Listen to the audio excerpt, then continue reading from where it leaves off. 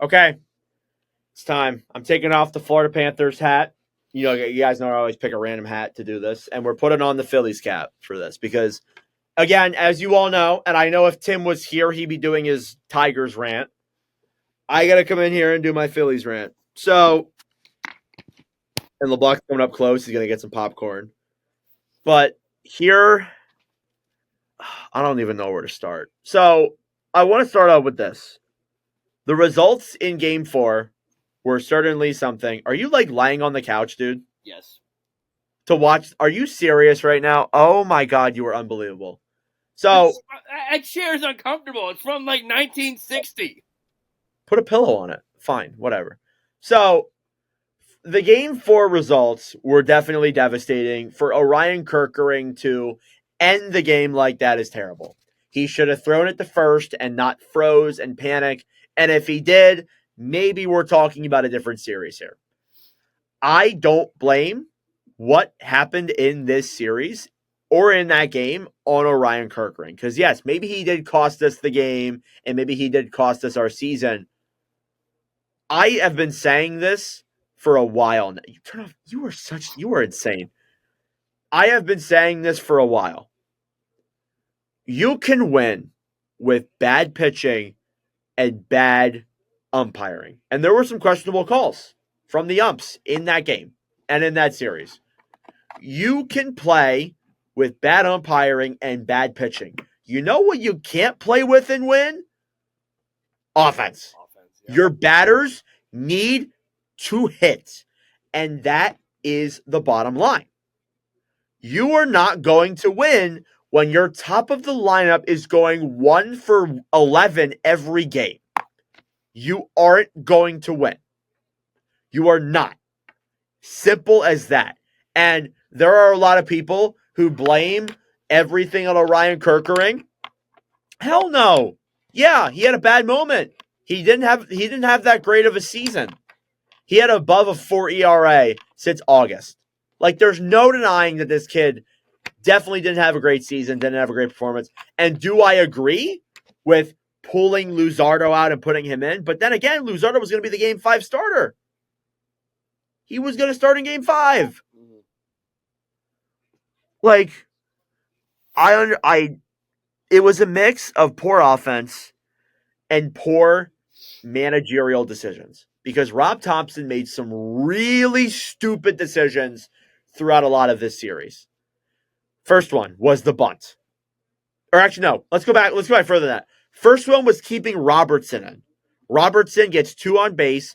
Strom comes in. Hernandez hits a home run. It's 5-3 Dodgers. They lose the game.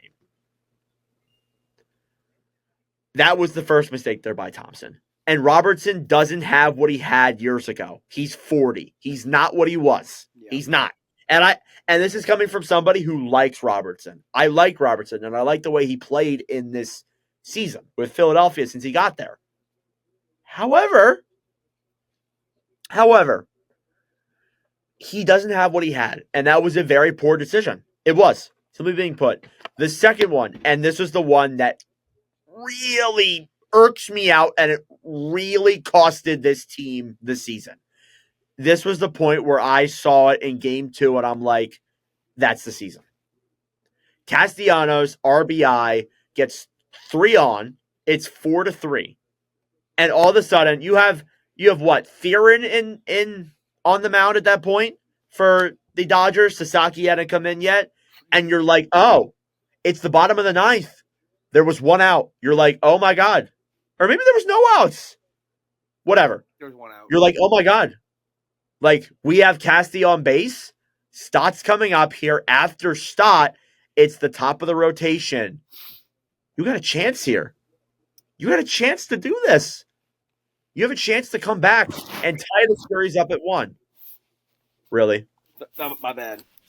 Really? I'm not going to make good on the clip. You had the chance to win this. And what does Thompson do? He tells Stott to bunt with Castellanos on base. And Castellanos is slower than a fucking snail. He is slow. And there's really no other way to say it. And I'm really sorry. He is a snail. He is slow. And that's fine. And Castillo will get into here later on because I'm going to bring him up. I am going to bring him up. You didn't need to bunt there. You didn't. And as a result, you get Stott on base, and then all of a sudden, Castellanos is out, and that's one out right there. Or 2 outs. I don't even know. Who knows? I don't even care. I don't care. Either way, a very poor decision. And I got a text from my father right afterwards, and he said that was the dumbest play in baseball he's seen in his entire life. Damn. That costed us the season right there. Because I think, again, even if you don't win that game, like you might not win that game, to lose it like that off of such a poor decision, not only that, you have Fearon on the mound, and then Sasaki came in right afterwards. You had the opportunity right there. It was waiting for you on a silver platter. All you had to do was for Stott to get a single. A fucking single. And they might win that. Maybe not. Maybe not. There's a chance that if maybe like Cassie's slow, he gets the third. He gets the third then. You have 2 on. And you make him bunt. And the reasoning for it was because, we wanted somebody for Bader, for a pinch hitter for Bader. Don't bunt! Yeah. Don't fucking bunt then! Nothing. That really frustrated me. Do you mind if I interject? Yes, go ahead. On your couch. I honestly feel like, because I was watching that, I was on my break when I was watching the ninth inning, and I'm like, why the hell are they bunting? Because I think anyone gonna know if you bunt there, they're gonna go to third because, like you said, he's slow as a snail. They're not gonna go to first. You have, what was it? Not Bader. It was it Stott? Stott. Yeah, Stott is up, and Stott's been swinging the bat super well. So why would you make one of your hitters who's not been cold recently bunt the ball? Yeah, not only that. Yeah, again, like when you bunt, Cassie's not like super speed. Again, he's a snail. He's slow. If that was almost anybody else on base, I'd understand because he'd probably be able to make it there in time. They're gonna throw to third no matter what. I don't think they would throw to first even if it wasn't Casty. You would throw to third. Like, I'm going to be honest with you. I feel like they would. I don't understand that. Unless if it was 2 outs, then maybe they throw to first. But I don't understand why you would bunt in that situation. Very poor decision in my eyes. I think it was so unbelievably dumb. Game 3 was great. You took advantage of Kershaw, which Kershaw I love, but it's not a good game for him. He's old. He's washed. Yeah, not a good game for him. And I love Kershaw. Just want to put that out there. Schwarbert's 2 home runs. He finally showed up. The offense woke up. It's 8-2 win. Now, like, again, as you said in the one episode, I think it was last episode, you said, don't let us get one. And I was thinking that throughout that game. But I was still ready to be disappointed. But you go through that game, and that was one of the, like, most intense games I've ever seen in my entire life in terms of sports with my favorite team. It was like 9-10 innings of just like a pitching duel between Christopher Sanchez and Glasnow. It was a duel. Absolute, just like war between those two guys. Now they start transitioning them out. You see that Castellanos gets his RBI. And what makes this even worse is that Nick Castellanos was our best player in this series in terms of offense on a lot of accounts. And that's actually like, it irks me really, really bad. Cassie's batting in the 6th spot? Yeah, and a lot of the time he was like benched. He was benched for game 1. If Bader didn't get hurt, I think he probably wouldn't have played at all in the series. So yeah, it's a pitching duel. They go up 1-0 off of a Cassie RBI. Duran comes out at the 7th. What the fuck? Why are you coming out now? Yeah. That I didn't understand at all. I was like, what the fuck? They panned to Duran. I'm like, excuse me? It's the 7th. Yeah. And Duran goes in there, walks a couple of players, couple base hits. They walk Ohtani, which there were a lot of people who criticized that. That's the smart fucking decision. Because it's the right move, yeah. You had Ohtani on base with 2 runners on. He's missiling that out of there. Yeah. I wouldn't even trust Duran to make that save. And you put There was a better chance of walking him than the other guy getting a hit. when you walk Otani, you load the bases. Otani's also a speed threat. He can steal those bases, so you eliminate that factor in there too. Yeah, exactly. You go in there, you walk him, it's tied 1-1. They bring Strom in afterwards. You could have put Strom in the fucking 7th. Mm-hmm. That really broke my brain. Like, that really made me not understand anything at all. I'm like, why? You could have put Strom in for the 7th, and then 7th and the 8th, and then had Durant come in for the 9th. It may have been a And righty maybe lefty. the game, and it could have been 1-0 Phillies. The game could have been very different. Very different. And again, it could have been different from another perspective too.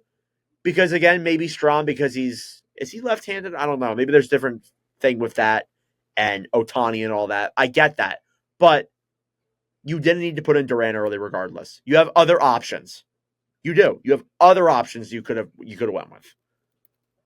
So I didn't understand that. Again, after that, you're still battling in a pitching duel. Jesus Luzardo comes in for the 10th.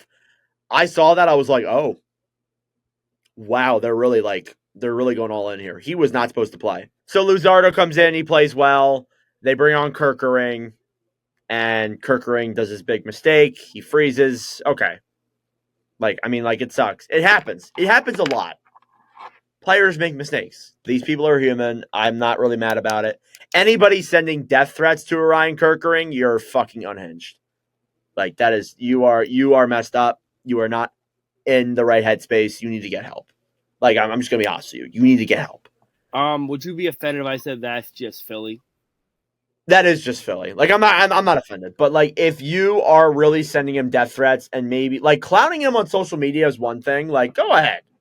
Like, fuck. I'll clown plenty of people on social media. But if you're going in there and you're like, oh, kill yourself, like, go get some help. Seriously. Yeah, like I never understood the. Like I get it. Like we're all upset, but like to like one guy made a mistake. Like you haven't made a mistake before. Yeah, that wasn't it. That wasn't it at all. So there you go. Okay. So moving on from that loss, the notable free agents for Philly: Schwarber, Realmuto, Suarez, Kepler, Robertson, Romano, Alvarado is a club option, and then Bader, who's a mutual option. I've never understood those. Do you know what those like mean? Club and mutual options For like so a club option is like a team option. Okay. So they decide whether they want to keep the contract or not. A mutual option is when both of them have an option. So it means they both have to agree. Okay. All right. That makes sense. All right. I feel like I understood it, but I'm new to this as well, by the way. I'm not exactly new in the baseball terms. So Schwarber, I'm going to be blunt with you. Like, I don't really want him back. Like, I hate to say it. I don't really want him back. MVP my fucking ass.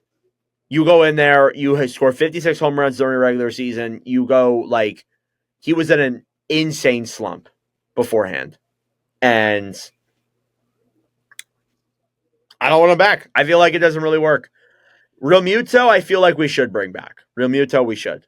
I think that he's a great catcher, big player to this team. Rangers Suarez is interesting because the Phillies and their pitching situation is intriguing. You have Wheeler, Sanchez, Luzardo. Nola has a no trade clause, so he'll stay. Mm-hmm. And then they want Painter up there next year. They want Andrew Painter up there next year. What, in my opinion, he's the top prospect for Philadelphia. I don't really know if he's ready. That's my opinion. What does that leave for Ranger? That could be a really good 6-man rotation, but you really do 6-man. Could be interesting. Kepler, I don't really know. Whatever. He wasn't that great last year. Whatever. Robertson, probably not. Romano, get the fuck out of here. I hate that guy. Alvarado, I can't really see a world where that happens, where he comes back, and then, yes, you should bring back Bader. But I did want to go into a rant here about the Philadelphia Phillies. Very frustrating. It really does feel like it is the end of an era for this core. And I posted a TikTok on my personal account saying that maturing is realizing they will never get back to that World Series moment with this core unless there is real changes. So there you go. That's my Phillies rant.